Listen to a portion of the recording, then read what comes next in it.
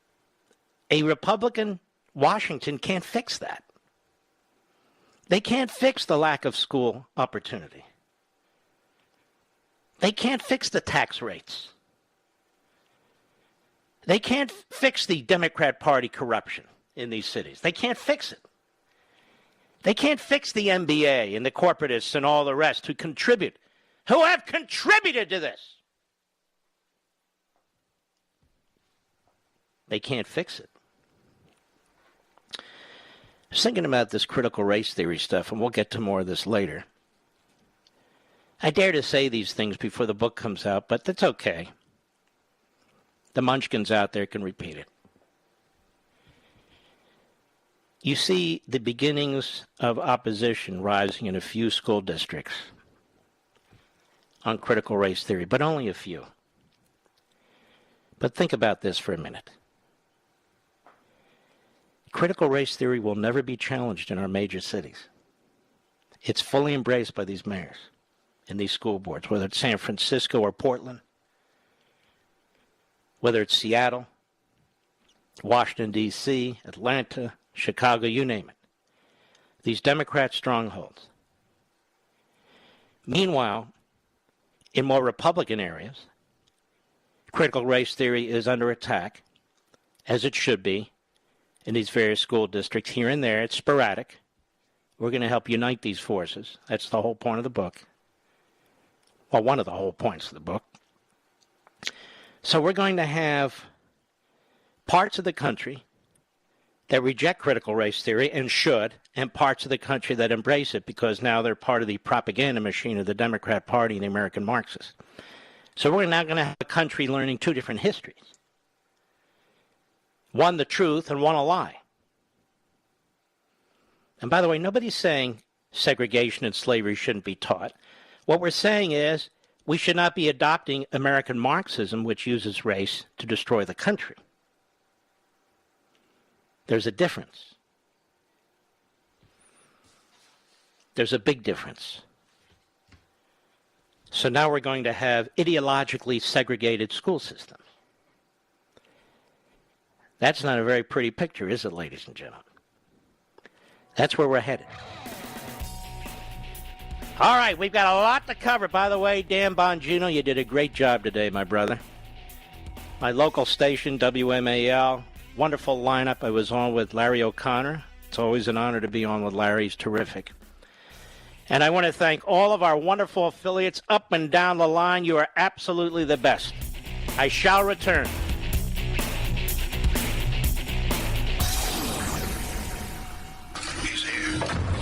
He's here. Now, broadcasting from the underground command post, deep in the bowels of a hidden bunker, somewhere under the brick and steel of a nondescript building, we've once again made contact with our leader, Mark Levin. Hello, America. Mark Levin here. Our number, 877-381-3811. 877-381-3811. The Democrats have now come up with a line after these vicious, organized attacks all over the country against Jews by Palestinians and others, that they're opposed to anti-Semitism and Islamophobia. See, this is how it's done. Well, now, where is this Islamophobia exactly? How many mosques have been burned in the last 18 months? We have the FBI statistics. We know that 60% of the religious hate crimes were done against the Jews, not against Muslims. They do this, ladies and gentlemen, to give an excuse, to create a moral equivalency, if you will, between the perpetrators, these Muslims groups and individuals who are attacking the Jews, and their victims, the Jews. This is your Democrat Party. 5 Jewish organizations, apparently, organizations that Joe Biden prefers. It's a lot of Jewish organizations he doesn't like. because they're not patsies like he is. In any event, begged him on Friday to speak out against the anti-Semitism. Now, you know I spent a lot of time on this last week. Well, he issues a statement. They're very excited about a statement issued by Joe Biden. I said to Mr. Producer, I can't find the audio of this statement. Can we look for the audio? Mr. Producer, did you find the audio? He didn't, and I didn't, because there isn't any. He didn't get up and make a statement and take questions from reporters about it. It didn't move him enough to do such a thing. Meanwhile, he went to Atlanta for a different matter altogether, where some guy shot 8 people, 6 of whom were Asian Americans. The FBI said it was not race-based, and yet Joe Biden made it race-based, as did Kamala Harris. Now, here we have this anti-Semitism taking place. You don't have to pretend it's taking place. It's widespread. And Joe Biden issues a statement, a written statement. Compare that to President Trump, who was full-throated in his condemnation of anti-Semitism. And notice how the media are passive. Notice how passive the media are. And it shouldn't surprise any of you. As I've said again and again to the last person in this country will hear, the New York Times covered up the Holocaust from its readers until 1944. Until 1944. The Washington Post covered up the Holocaust to its readers. So why would they spend much time or attention on a little thing like anti-Semitism here and there? They wouldn't.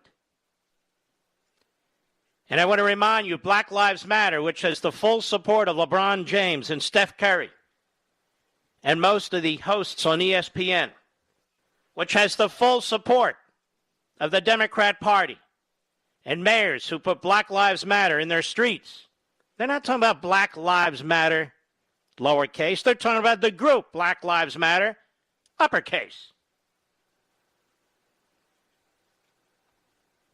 which is a vile, full-throated, Marxist, anarchist, anti-American, anti-Semitic organization. It's amazing. It's amazing. Our immigration system is deplorable. People coming into this country who hate the country. Not all, of course. I'm not talking about all. 2 of them in the House of Representatives.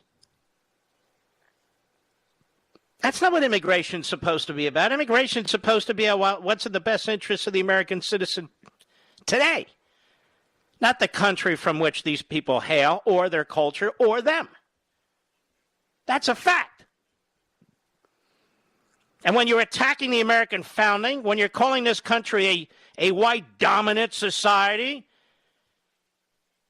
when you're calling the country systemically racist, and now you're learning it in elementary school, and you're watching it on TV, and you're hearing it in sports and in movies and in commercials, day in and day out. People newly into this country, why the hell would they want to assimilate into a culture like that? It's a lie. It's propaganda. And this is how the American Marxist operates.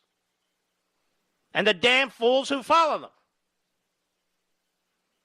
And in many cases, to their own detriment. Tiffany Cross, Mr. Producer, is a host on MSNBC. Is that correct? Never heard of her. Or him, or it. Got to be careful these days. And here's Tiffany Cross. And these are major networks. Whatever you think of MSNBC or CNN, these are major cable networks that hire people like this to say the things that they're saying.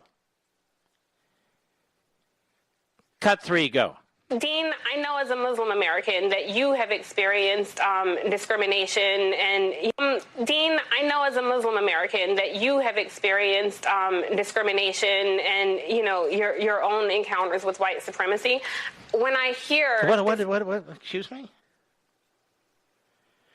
What are his examples of the encountering discrimination from white people? How do white people even know this guy's Muslim? I don't have a picture of him. How do you even know that he's Muslim? But he's facing discrimination nonetheless from white supremacy. Go ahead. Asinine, idiotic, half-witted, slow-witted, fool of a woman, Marjorie Taylor Greene, make this comparison. Now listen to how she talks about her. But she won't say a damn thing like that against the Marxists. She won't say that about Tlaib, or Omar, or Presley, or Bush, or AOC, or Bernie Sanders. Of course not. Go ahead. She's insignificant. What really pisses me off is that there are people across this country who believe what she's saying. This stems from a long line. How do you know that, Tiffany? How do you know that, Tiffany? Who are you talking to? The truth is that 99.9% of the people in America don't even know who Marjorie Taylor Greene is. And 100% of the people, other than the people at MSNBC, don't know who Tiffany Cross is. And for good reason. She's an idiot. Go ahead. That would be like me starting this show and saying, hey, look, Fred, as an evangelical Christian, we know, and a white evangelical Christian, that you've been experiencing racism when you go into minority communities and so forth and so on, and then move on. And yet because it is a certain kind of racism, it's accepted. It's even celebrated and promoted. It's okay for Tiffany Cross to say what she's saying. And she's a gutless wonder and a moron on top of that. Go ahead. In this country.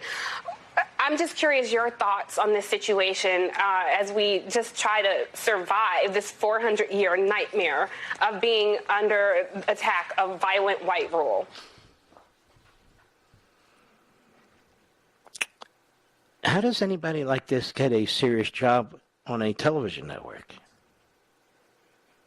Violent white rule? Is that the problem in this country? Violent white rule? If that's the problem, then why do people get on TV and constantly attack white people, white supremacy, white privilege? If there's violent white rule, you wouldn't be able to do those things, now would you?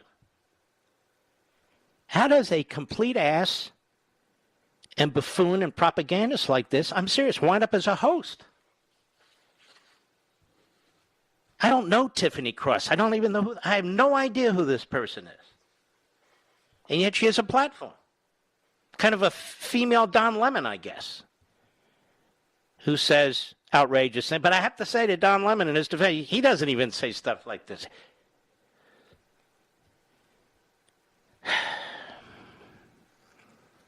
Louisa Duran is a critical race theory advocate. And she's having a discussion with a teacher from Atlanta and a teacher from LA and another person. And there's a wonderful site out there called The Post Millennial. And I encourage you to bookmark it, among others. There are many wonderful sites. But this is a very good site. And I want you to listen to how some of these CRT, critical race theory buffoons, think and what they promote and what they teach. Cut one, go. For anyone who doesn't know what Enlightenment principles are, it's a philosophical movement that dominated in Europe during the 18th century, was centered around the idea that reason is the primary source of authority and legitimacy, and advocated such ideals as liberty, progress, tolerance, fraternity, constitutional government, and separations of church and state. Now, inherently, the problem with that is that when our Constitution was built on those founding principles, but was not built on those founding principles, including the humanization of marginalized. So let's stop. Actually, it was. Actually, it was built on the humanization of marginalized folks. You can go back as far back as the Magna Carta, but you don't need to. If you know anything about the Enlightenment, and she doesn't, she was reading something. Or if you look at the Declaration of Independence. Now, the man who did most in this country than any other human being to end slavery and to promote what she talks about was Abraham Lincoln. Abraham Lincoln constantly talked about the Enlightenment and particularly the Declaration of Independence. So why would you throw those out? Why would you reject those? Why would you destroy those? It doesn't make any sense.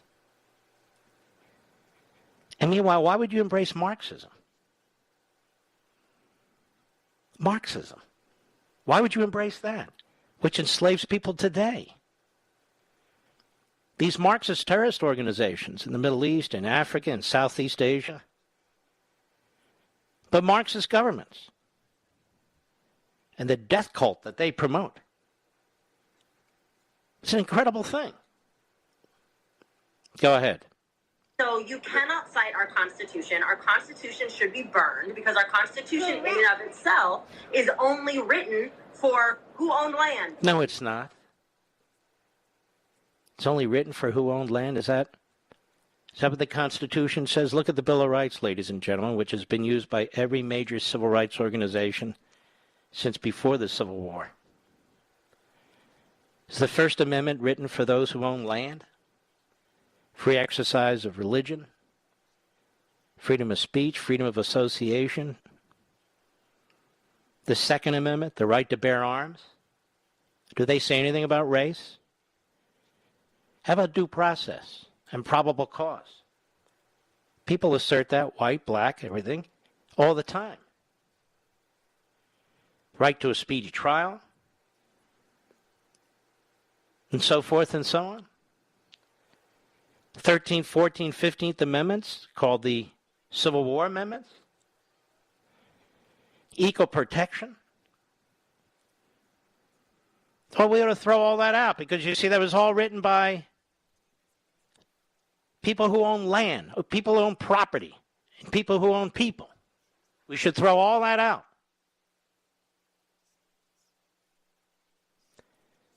Is this what societies do to themselves? You think they go through countries in the Middle East and they say that we should destroy our history? You think they go through countries in Africa and say we should destroy our history? Do they go through countries in Eastern Europe and say we should destroy our history? How about Central and South America? We should destroy our history because this part is in our history? That we should also destroy the good things in our history? The positive things in our history? And replace it with what exactly? Go ahead. At the time, it's still written accordingly. Who was owned? Black folks. Those amendments have not been ratified. You should read your Constitution. What amendments have not been ratified? What are you talking about? What in the world are you talking about? But the point is, burn the Constitution. And replace it with what? More when I return. Mark Levin.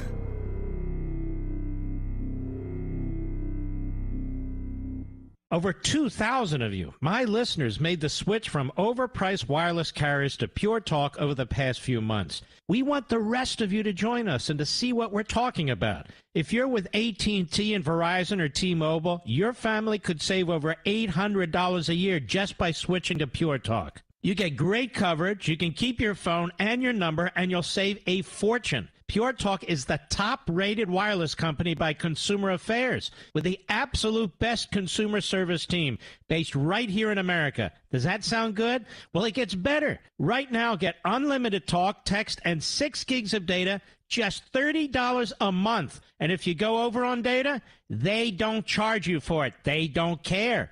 Go to puretalkusa.com and enter promo code Levin Podcast. Again, puretalkusa.com, promo code Levin, Levin Podcast. And when you do, you'll save 50% off your first month. That's puretalkusa.com, promo code Levin Podcast. Pure Talk USA, simply smarter wireless.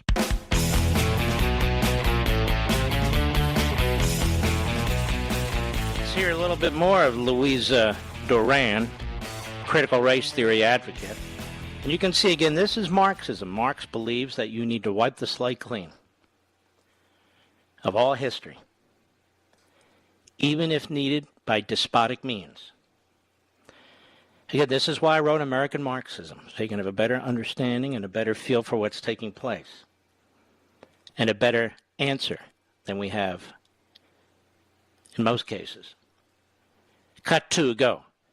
To be totally fair, the reason I say white folks and people who happen to be white is because anyone that is born in the world, because whiteness is global, can absolutely abide by tenets of whiteness. This is why we have Candace Owens. This is why we have Daniel J. Cameron. This is why we have black folks who will say critical race theory is trash, because there is trauma rooted in that for marginalized folks. That means they try to increase their proximity to those ideals and those policies and those institutions. Okay, this woman is not bright. She's basically regurgitating what she's been taught in the last generation or two by critical race theoreticians out of Stanford and Harvard Law School and various other schools now, is what they teach. And what they teach is, if you're not white and you don't buy our Marxist ideology and you don't agree with our white supremacist argument, then you're simply tormented by and traumatized by this white dominant society. Or you are called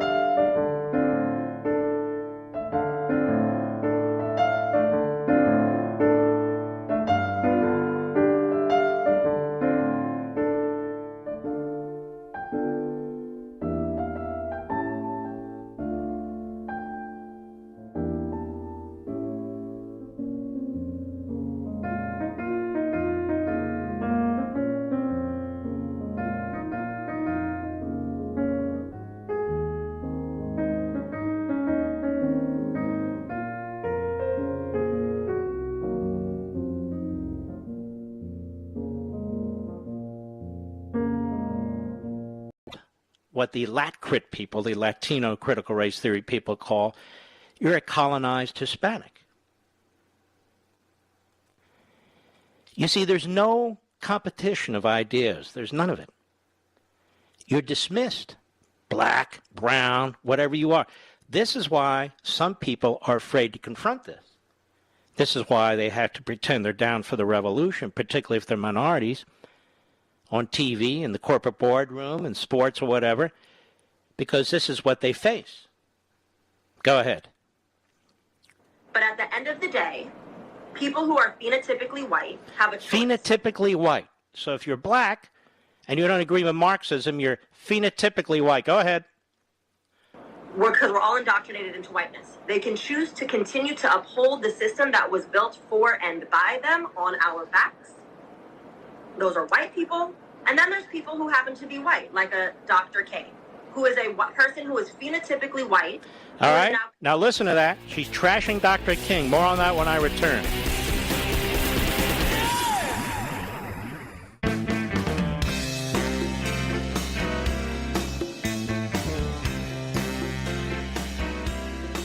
Levin, the champion of liberty and true conservatism. Call Mark now, 877-381-3811. That's a twofer. All right. This is very, very important. Very important to understand. We discussed that a week or two ago, that the critical race theoreticians reject Dr. Martin Luther King. They reject all the civil rights icons of the 50s, 60s, and 70s. They reject Brown versus Board of Education and subsequent civil rights decisions by the Supreme Court. They reject the 1964 and 1965 Civil Rights Acts. They reject it all. Because they know, and I know they know, Karl Marx hated so-called socialists. He hated them.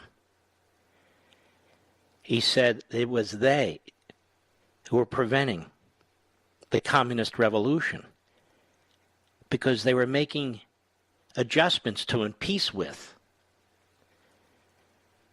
the individuals who benefit from the existing society. Well, critical race theory, Black Lives Matter, they all understand and believe the same thing. That the civil rights movement was a farce.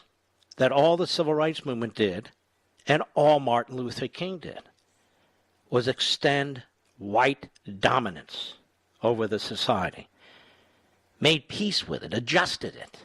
But that's not good enough, Marx tells them. You must destroy the existing society, even if you have to do it by force.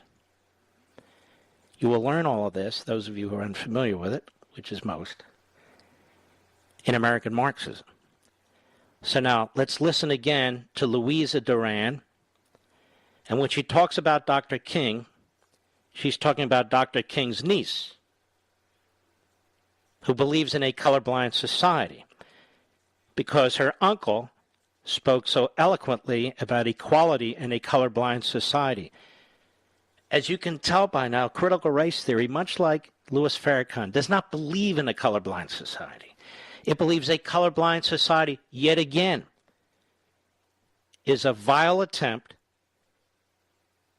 to try and work with the white dominant society.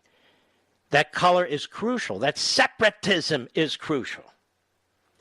This is a new black nationalist movement that is expanded to brown nationalist movement or whatever other elements of the nationalist movement can join in what is ultimately a Marxist movement.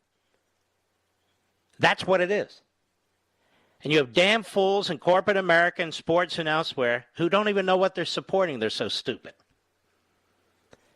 But listen now, with that piece of information, again explained fully in American Marxism. Cut to go. To be totally fair, the reason I say white folks and people who happen to be white is because anyone that is born in the world, because whiteness is global, can absolutely abide by tenets of whiteness. This is why we have Candace Owens. This is why we have Daniel J. Cameron. This is why we have black folks who will say critical race theory is trash, because there is trauma rooted in that for marginalized folks. That means they try to increase their proximity to those ideals and those policies and those institutions for safeness. But at the end of the day, people who are phenotypically white have a choice. So stop. So Candace Owens isn't black, you see. And Robert Woodson isn't black. And who else?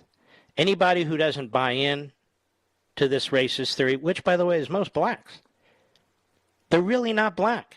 They're black by skin color, but they're really marginalized folks. They're traumatized folks who are, she says, phenotypically white. That is, they have all the characteristics and personality of a white person, despite the fact that their skin isn't white. If that's not a stereotype, if that's not a racist comment about black people and brown people and others who do not support this racist Marxist movement, I don't know what is. And it is supported throughout school districts by superintendents and school boards. It is supported throughout the federal government, including in the United States military. It's supported by the Democrat Party, and this is what they're supporting. This is what they're supporting. Go ahead. And because we're all indoctrinated into whiteness. They can choose to continue to uphold the system that was built for and by them on our backs. Those are white people. Stop. So they continue to support the system. They're telling you, to destroy the system. Hence the riots. Hence the indoctrination of your children. Hence the fools on television that propagate this racism. Hence clowns like LeBron James. Hence fools with tenured jobs in our colleges and universities. Go ahead. There's people who happen to be white, like a Dr. K, who is a person who is phenotypically white, who is now committed to dismantling that same system using her identity privilege. So now Dr. King, Alveda King, has identity privilege. They invent all these terms and notions. She has identity privilege, you see, because she's a king. But she's really white. She's really white. She's a king because she embraces the country and believes in a colorblind society. This is why this is so important to play for you in so many ways. It's so educational for people to understand what's taking place here. I hear people say, so we shouldn't teach slavery? I think I heard Juan Williams say, we shouldn't teach slavery. Who said that? We absolutely should teach slavery. What took place? We should teach the history. But we shouldn't teach a lie either. This isn't about teaching slavery, ladies and gentlemen. This isn't even about race, even though they're racists that make these racist comments. This is about overthrowing the country. Pure and simple. And imposing it with what? Marxism. And what you'll find in the book, American Marxism, is it's not just critical race theory. It's not just the immigration activities that are taking place. It's not just a significant and growing part of the transsexual movement. But it's this entire climate change movement. It's not about climate change. It's not about a 1 degree change in the temperature. It is about killing the capitalist system and replacing it with a Marxist-oriented economic system. That's what it's about. And people say, Mark, I will give you the names of the people and the scholars, so-called, and the professors and the activists who are pushing this.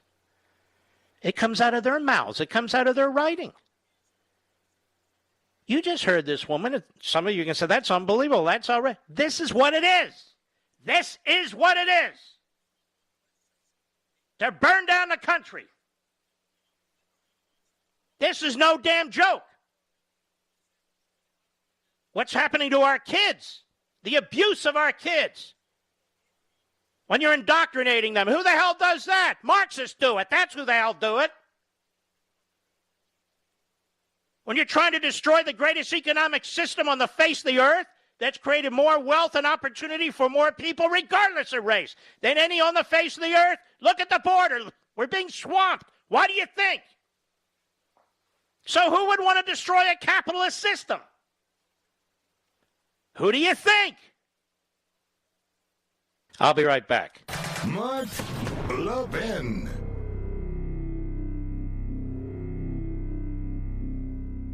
Over 2,000 of you, my listeners, made the switch from overpriced wireless carriers to Pure Talk over the past few months. We want the rest of you to join us and to see what we're talking about.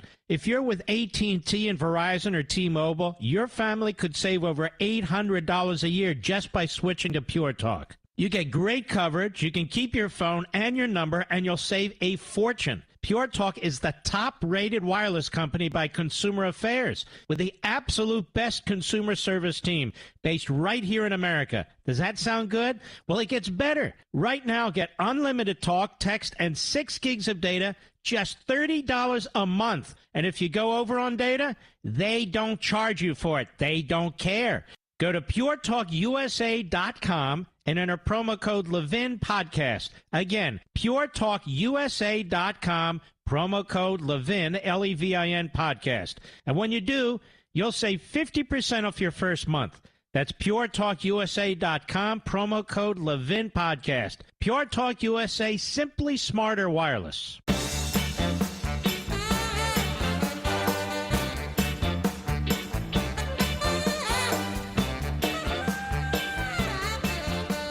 By the way, folks, we're taking a look at Amazon, and you're remarkable. This audience is fantastic. We're number 2 on Amazon, American Marxism, behind the Places You'll Go, Dr. Seuss, and we're happy to be number 2 behind Dr. Seuss. But we are now leading Oprah Winfrey and a bunch of other leftists, and that's thanks to you. And I'm hoping I'll have a big announcement by Thursday. That's the goal. I'm hoping I'll have a big announcement about the book by this coming Thursday. So those of you who have been giving this some thought or putting it off about pre-orders, please jump in and join a tremendous group of patriots and a growing group of patriots who are very desirous of and anxious to begin the pushback against what's taking place in this country. And that's what we're launching. You can already see it launching in different places in different ways as a result of what we continue to talk about here and press on all the formats. With you in the audience, you're the only ones that make this possible. If you weren't watching Levin TV or watching my show on Fox or listening to this radio show, there wouldn't be any Mark Levin broadcasting and so forth. There wouldn't be any books that I write like American Marxism. This is the most important book I've ever written. I say that unequivocally.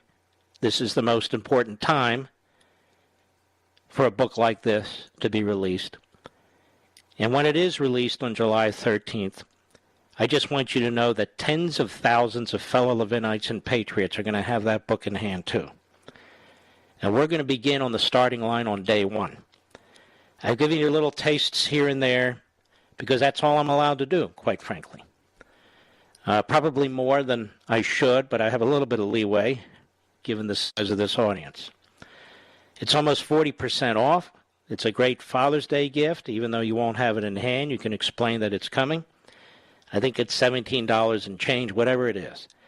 You can hear how I dissect these different movements, how I interconnect them, because they believe they're interconnected, and what we're going to do about it.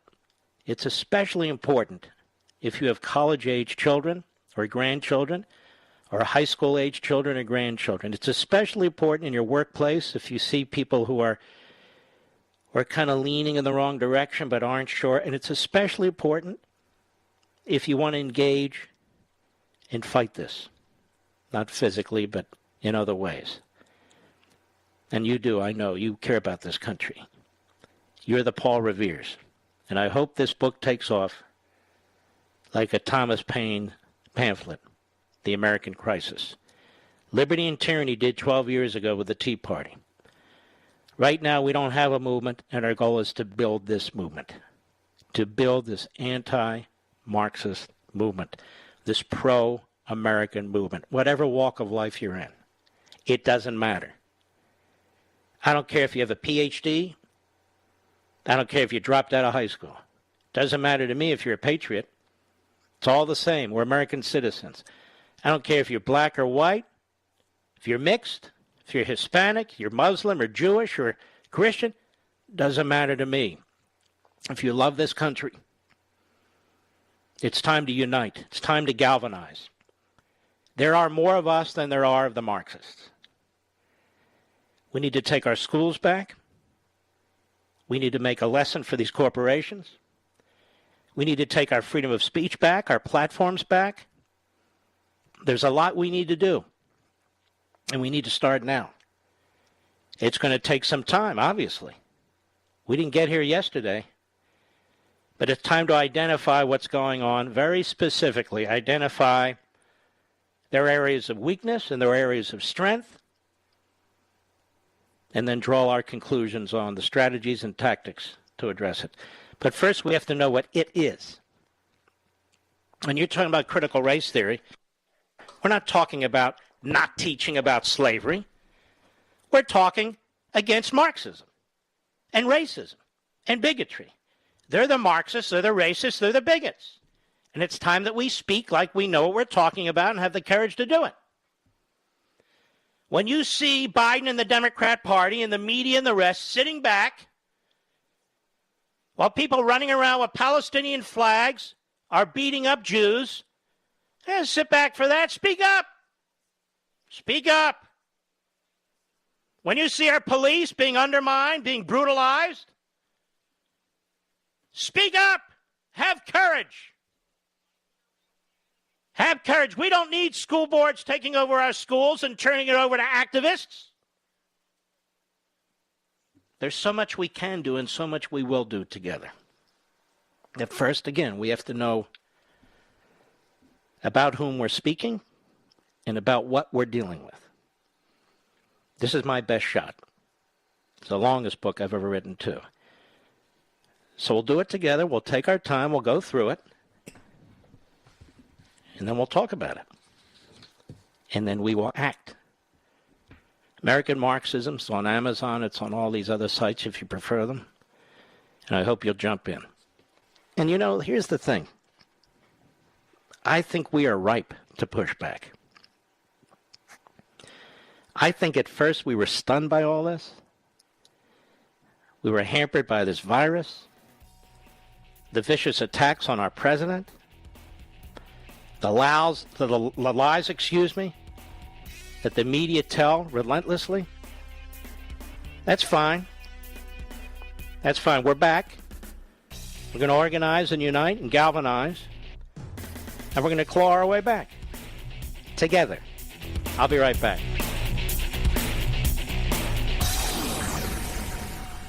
Ladies and gentlemen, this final hour of the podcast is sponsored exclusively by AMAC, the Association of Mature American Citizens. Now over 2 million conservative members strong, AMAC believes in and stands up for the values that we care about: faith, family, and freedom. Thank you for listening, and please support AMAC. And you can become a member at amac.us/join. He's here. He's here. Now, broadcasting from the underground command post, deep in the bowels of a hidden bunker, somewhere under the brick and steel of a nondescript building, we've once again made contact with our leader, Mark Levin.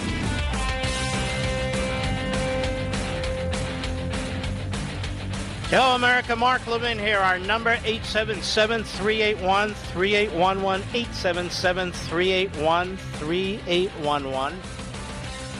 We've covered a lot, but we have a lot more ground to cover. What's going on with this Iran deal?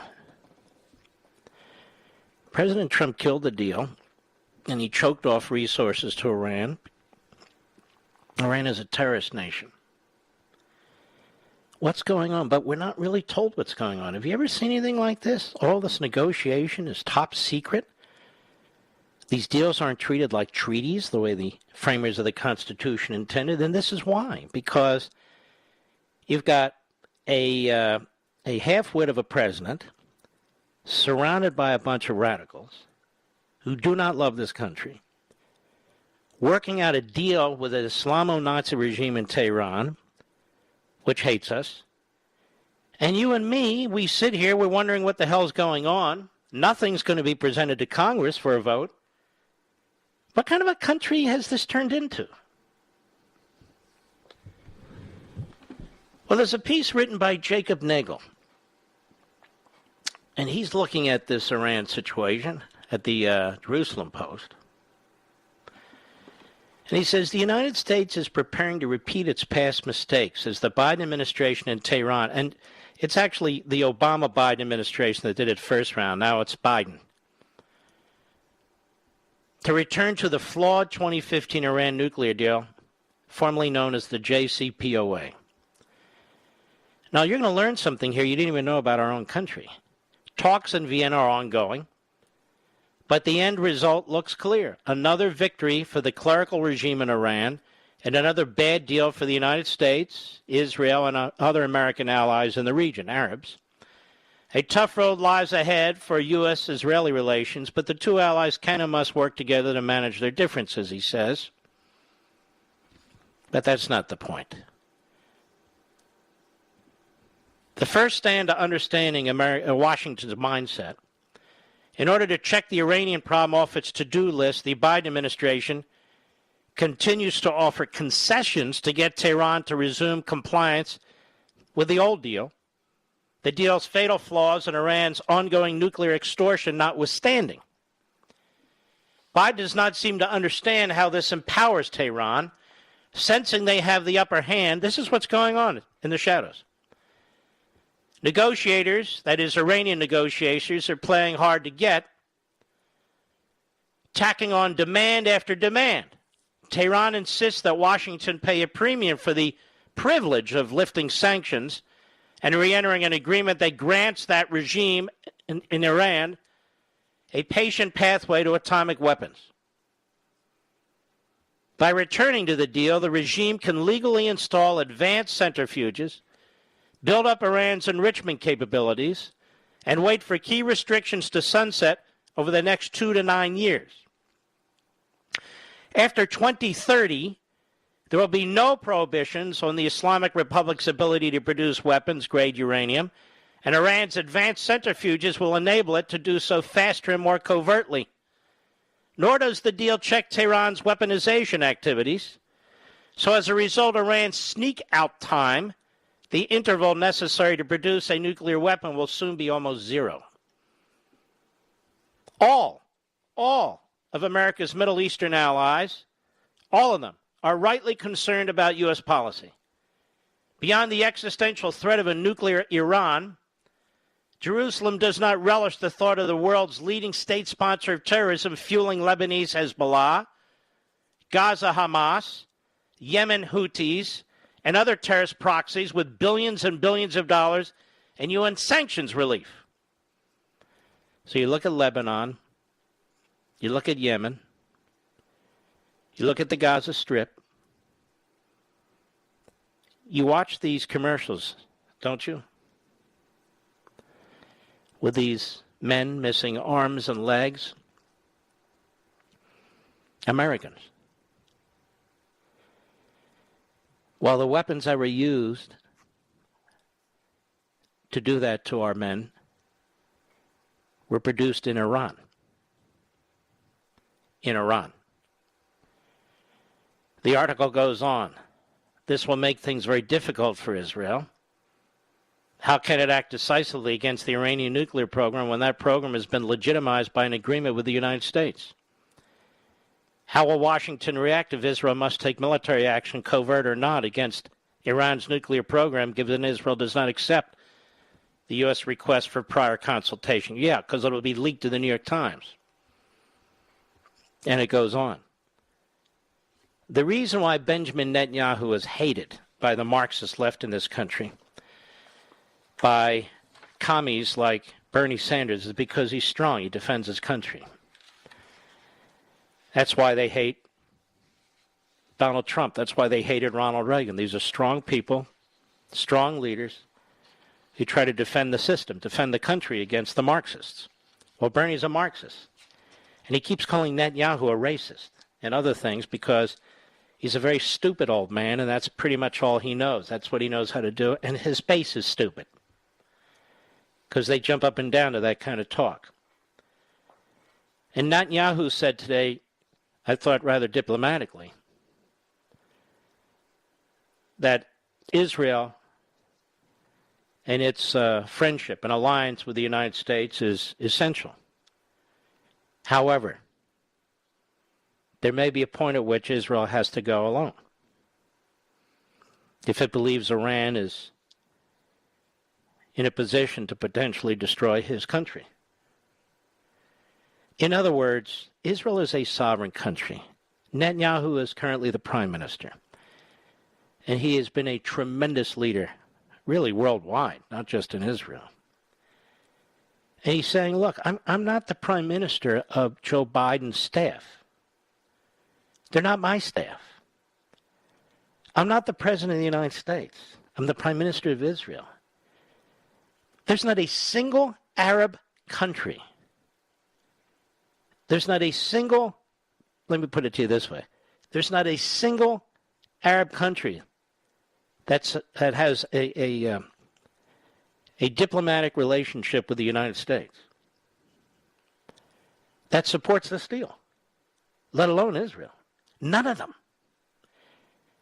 And all these countries are in that area, and all these people live in that area. They know best. They know best. And this is why we have a treaty provision in our Constitution, so a lame brain like this or a radical like Obama can't tie the nation to a policy, a foreign policy, that doesn't have the broad support of the body politic. That's why we have a treaty clause. If this isn't subject to a treaty like the first version of it, then nothing is subject to a treaty. Period. Look what they've done to our cities and the cops. Look what they've done. Look what they're doing to our schools with critical race theory. Look what they've done to our borders. Look what they're doing to our country, the left here. So Israel looks at this and says, well, if you don't care about your own country, you sure as hell aren't going to give a damn about us. And when they hear the Democrat Party supporting Hamas, and when Joe Biden is all but silent,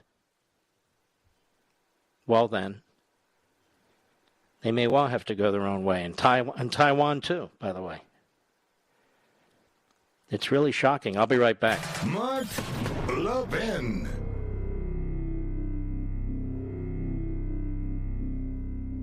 AMAC, the Association of Mature American Citizens, is one of the fastest growing organizations in America. Now over 2 million conservative members strong, and I'm one of them. AMAC believes in and stands up for the values that we constitutional conservatives care about. More than talk, AMAC fights. A full-time presence in Washington, AMAC pushes back against reckless spending, disasters like Medicare for All, and the expanding reach of the federal government. And beyond advocacy, joining AMAC gives you access to a wealth of benefits and discounts, including special member-only rates on car insurance, travel discounts, cell phone plans, and a hell of a lot more. And if that's not enough, you'll get AMAC's bi-monthly magazine, full of insightful articles on issues that matter to most of us, we conservatives. As I said, I'm an AMAC member, and you should be too. Join today at amac.us. That's AMAC.us.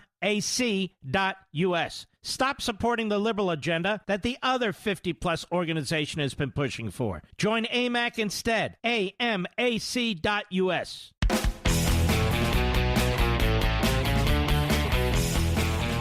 America's governor, Governor Ron DeSantis of Florida, will be on the program at the bottom of the hour to talk about this tech legislation that they've instituted.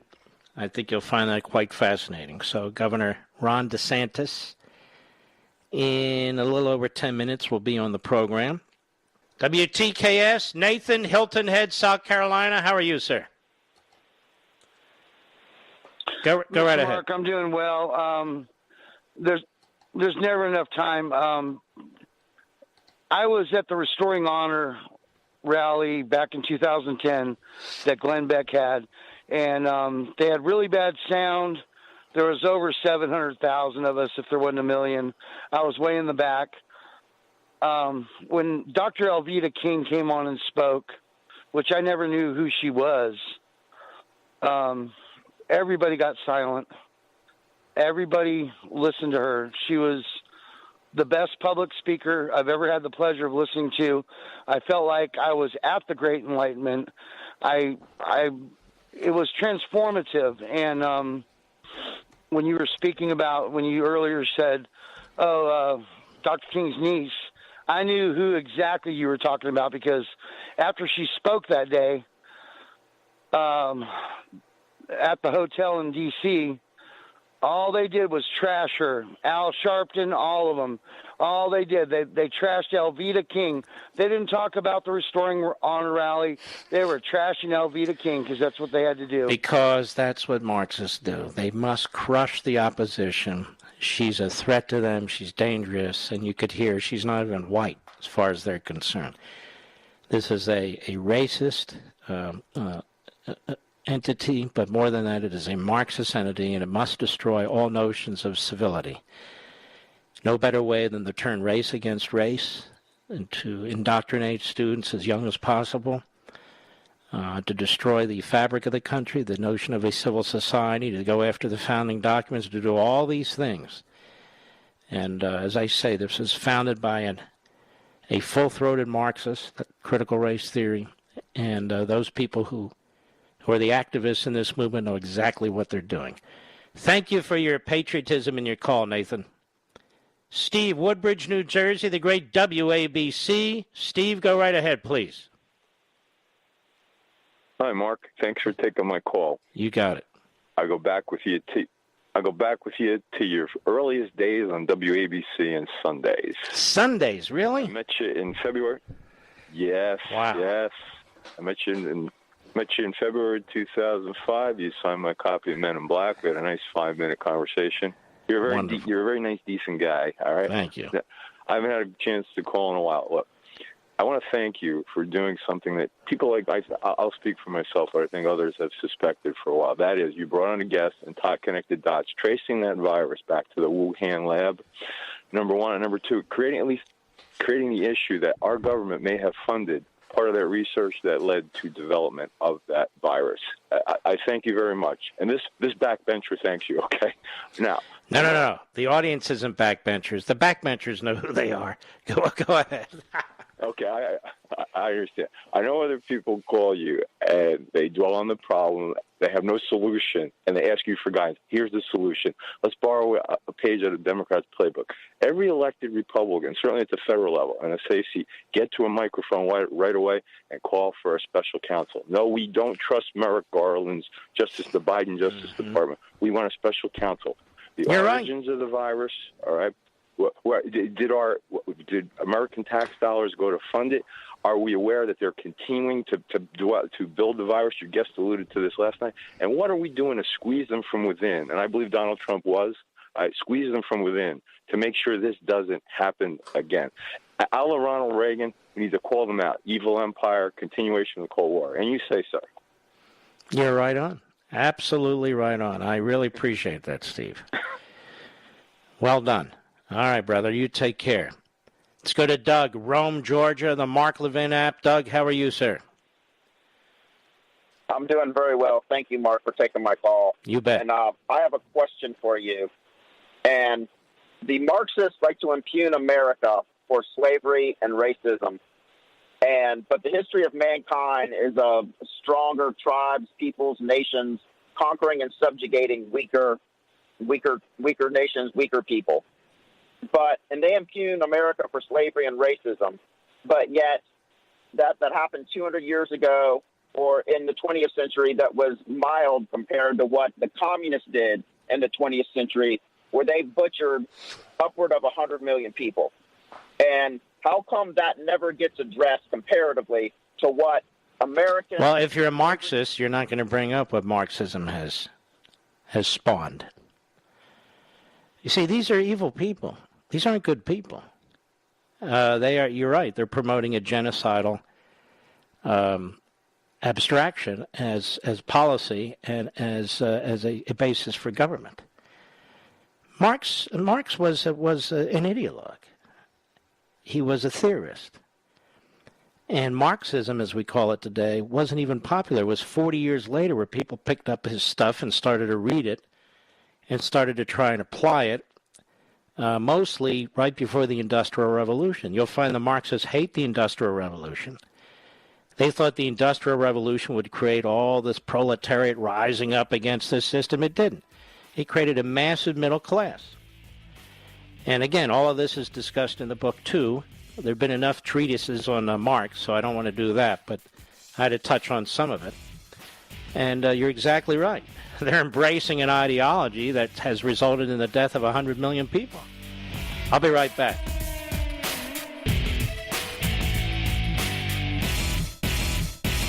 AMAC, the Association of Mature American Citizens, is one of the fastest growing organizations in America. Now over 2 million conservative members strong, and I'm one of them. AMAC believes in and stands up for the values that we constitutional conservatives care about. More than talk, AMAC fights. A full-time presence in Washington, AMAC pushes back against reckless spending, disasters like Medicare for All, and the expanding reach of the federal government. And beyond advocacy, joining AMAC gives you access to a wealth of benefits and discounts, including special member-only rates on car insurance, travel discounts, cell phone plans, and a hell of a lot more. And if that's not enough, you'll get AMAC's bi-monthly magazine, full of insightful articles on issues that matter to most of us, we conservatives. As I said, I'm an AMAC member, and you should be too. Join today at amac.us. That's AMAC.us. Stop supporting the liberal agenda that the other 50-plus organization has been pushing for. Join AMAC instead. AMAC.us.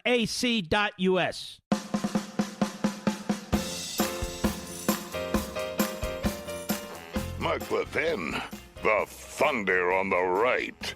Call in now, 877-381-3811.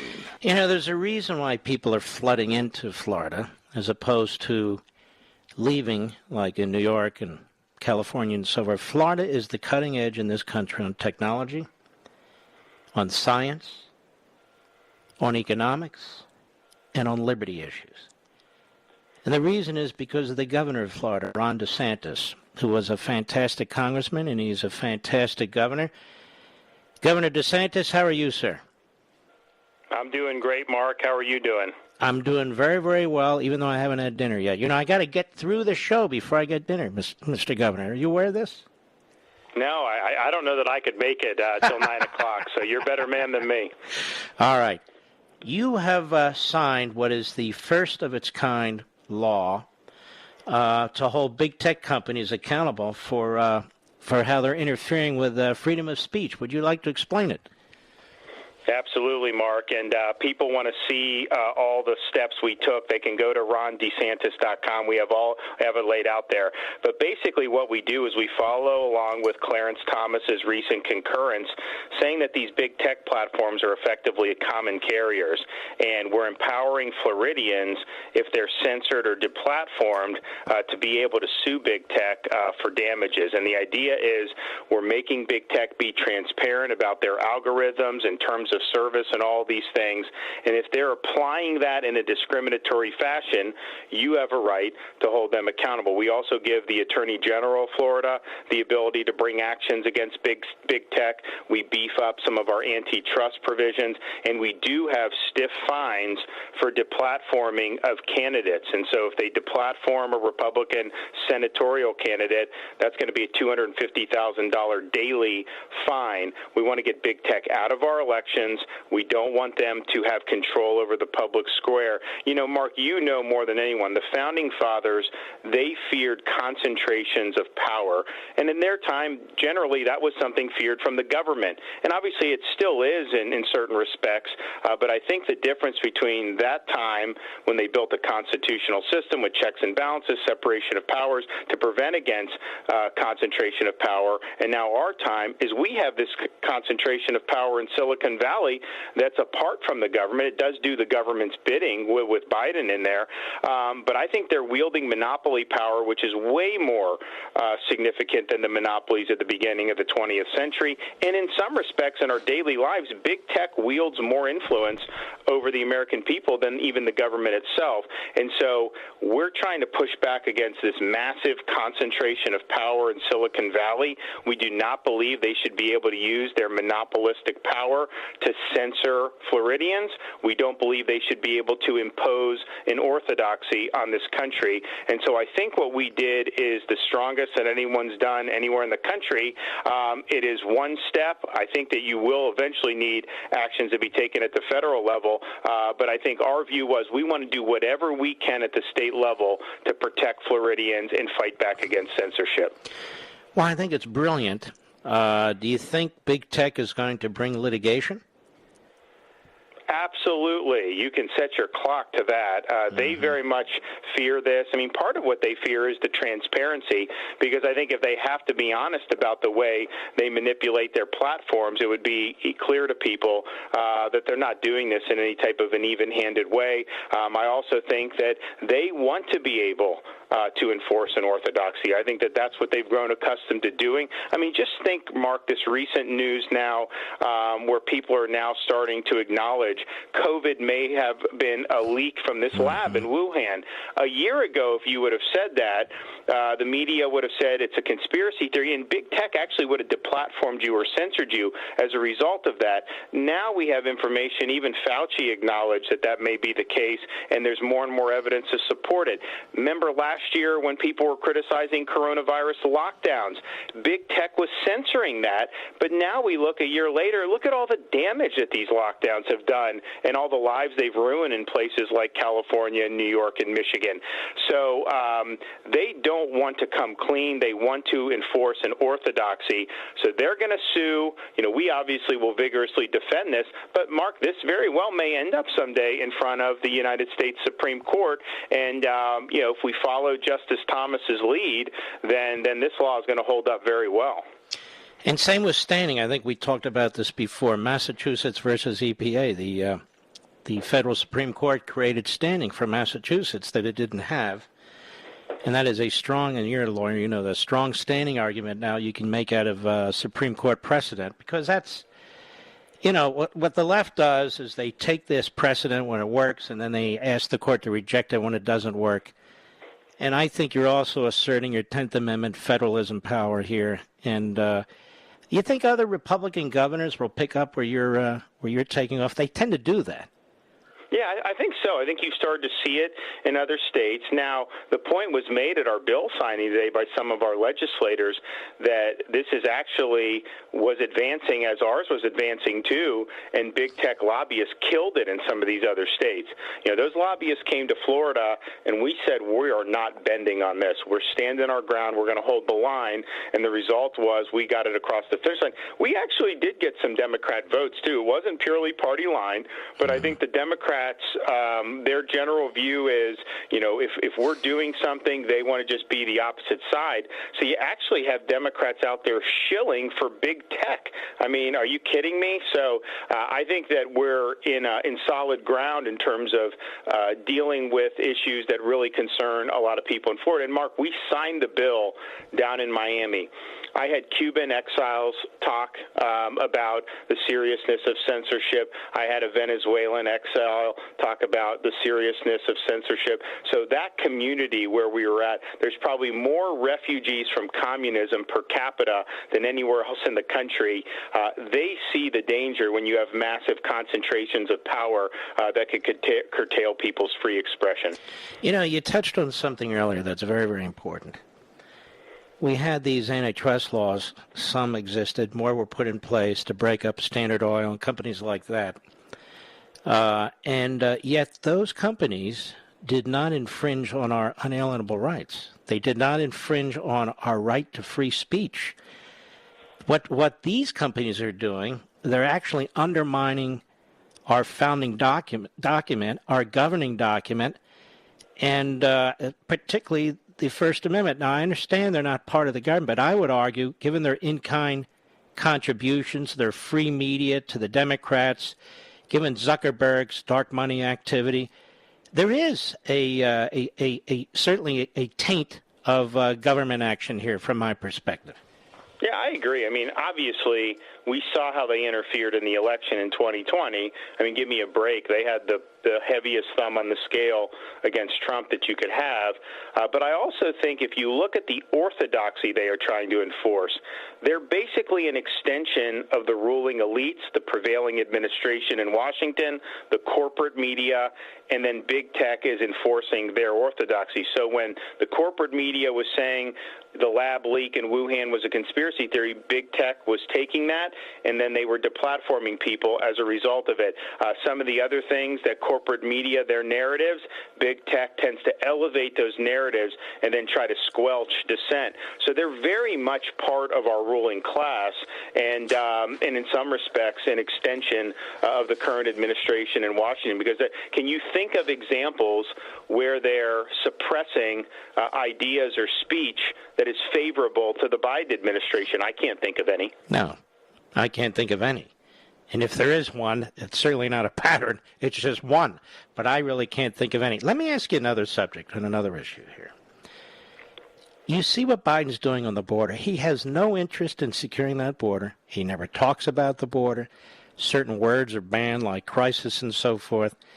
He has an obligation as President of the United States to enforce our immigration laws, and he's choosing not to enforce them. Have you ever seen anything like this before? I think this is way worse than what Obama did when he was president, which we were all critical of. It's so much, the border is a total disaster, but it's even worse than just that.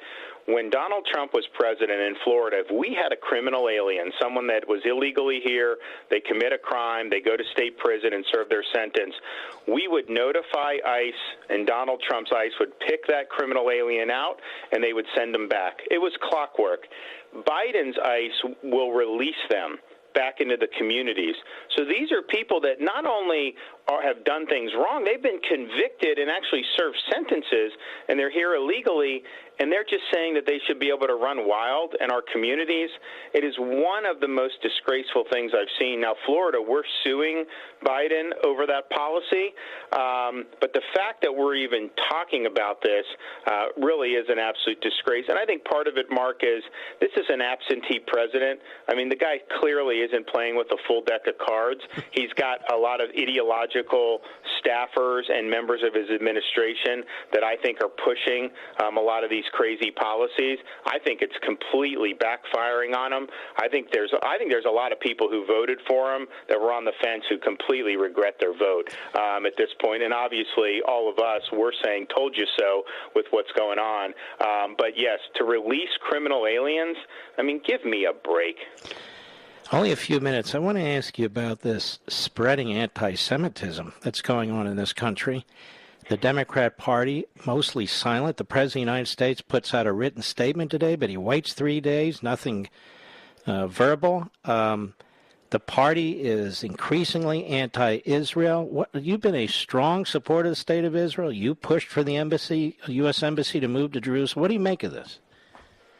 Honestly, I'm not surprised at what they're doing. I think the Democrat Party and this woke left, they are anti-Israel, and I think they are, by and large, anti-Semitic. And I think that they think Hamas, they are rooting for Hamas. I mean, Hamas is a terrorist group, okay? What Hamas is trying to do is they're trying to take over the West Bank in addition to the Gaza. Now, the Palestinian Authority is a disaster, too, but Hamas is even more militant, and that's what they're making the play for. Israel has every right to be defending itself. But notice, Mark, when Trump was president, you didn't see any of this stuff happening. Hamas is emboldened because of Biden's weakness and because they know that Biden's political base is not going to want to see the administration doing anything to help Israel, that they're basically going to stand by and show sympathies to the Palestinian Arabs. So I think that what we've seen in the Democratic Party, we're going to continue to see. I think that's the direction they're going to go. You know, Biden is kind of a transitional figure, but I can tell you, I don't think the Democratic Party will ever nominate anyone for president again who is pro-Israel. Just shocking. Absolutely shocking. Well, Governor, we appreciate everything you're doing, the leadership you're taking down there in Florida, and we wish you all the best, sir. Yeah, thanks, Mark. And if people want more information on this bill, rondesantis.com. If you're not in Florida, contact your legislators and your governor and ask them to follow Florida's lead. We're proud of what we did. Amen. God bless. Take care. God bless. Take care. Let us put his rondesantis.com on our Parler site, Mr. Producer. And we'll be right back. Mark Levin.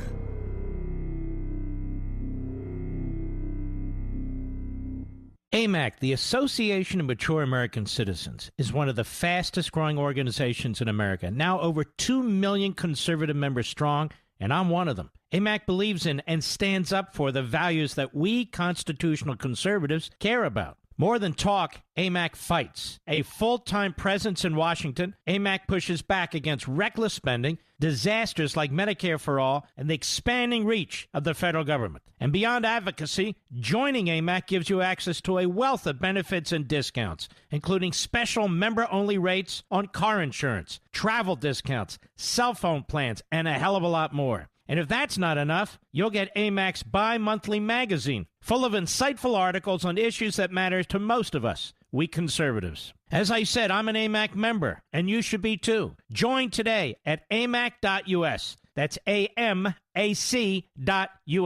Stop supporting the liberal agenda that the other 50-plus organization has been pushing for. Join AMAC instead. AMAC.us.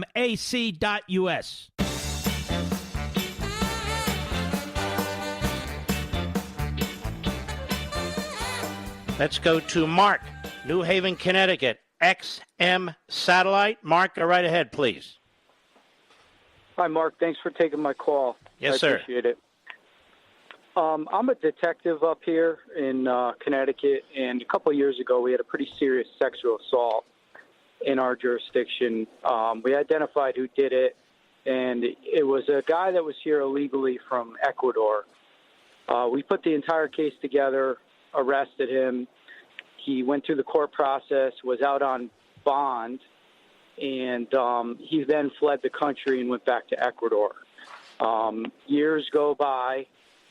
We found out the reason he fled was he found out that after he was going to serve his prison sentence here in Connecticut, he would then be deported back to Ecuador. So he fled. And about a month ago, about a month and a half, we found out he was back in the country and he was bothering a woman that he had a child with. So we set him up, and we caught him and arrested him on the previous case. And we had found out from other jurisdictions that they had also had sexual assault cases into him as well from years ago. When we took him into custody, he had an ankle bracelet on, and we thought that was strange. We asked him about it, and he said it was an ankle bracelet that was put on him by immigration when he walked back into the country across the border several months ago in Texas. He advised us they put the ankle monitor bracelet on him, and they released him into the country. No warrant check, no nothing. So it's very disturbing that this is a sexual predator that was convicted, and he was allowed to still walk back into the country. You know, this is so disgusting. This is so unbelievable. And you guys work these cases, and then you have to work them again. So it takes attention away from other crimes that are taking place. We're becoming a laughing stock. You know, John McCain used to say, who else is going to pick our lettuce? This isn't a lettuce issue here. And we have tens of thousands of people being released into this country now, most of whom we know nothing about. We don't know if they have diseases. You're right. They're not checking them for warrants. We don't know who they are, what their intentions are. And then we're told this is America. We're a nation of immigrants. This is what we do. No, this is not what we do. We have never done this. We have never, ever done this where a president of the United States refuses to enforce immigration laws, where a Democrat Party wants this to happen because they think changing demographics in this country will make sure they're a permanent majority, which is exactly what took place in the state of California and other states. This is a Democrat Party that puts party first and country not even second, third, or fourth. And so this is what I mean. The party first stuff, that's like a communist party. They put the party first. And they tolerate the bigotry and they push racism, anything that works.